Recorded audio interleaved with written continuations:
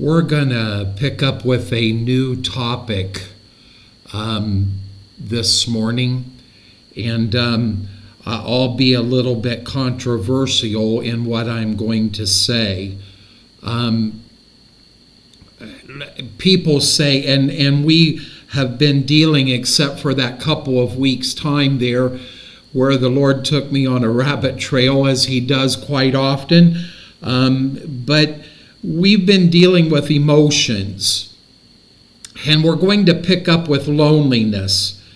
And I know that immediately people begin to say to me, well, loneliness is not an emotion. They'll also say to me, well, if you really have a relationship with God, you won't be lonely. And that's a total misunderstanding of the topic of loneliness and what loneliness does to you. A number of years ago, when I was in Arizona and was alone, it didn't mean that I didn't have friends around me, and that's not what loneliness means. I had friends around me, but I was removed from everything.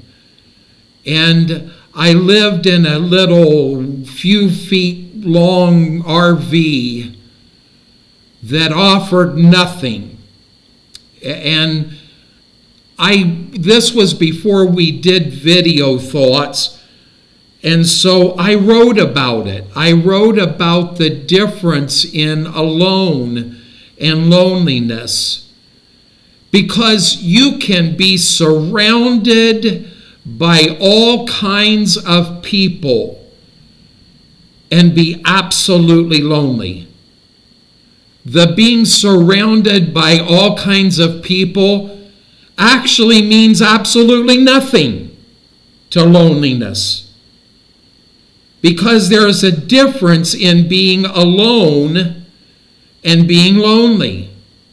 I actually enjoy a lot of times just being alone. I'm very social. I'm very social. I enjoy talking to people, but there's times that it's just like, oh, just let me lay down on my bed and turn on my computer and not be bothered by anybody or anything. It isn't being alone that is an issue, but loneliness will absolutely eat away at your insides. And it becomes a very dangerous thing, because oftentimes when you are caught in the feelings of loneliness, you begin to look for things that will make that loneliness feel better. And oftentimes the things that you look for are not good. Okay? Even great people of the Bible recognize the feeling of loneliness. And tomorrow we're going to read from one of those in the book of Psalms. I hope that you will tune in.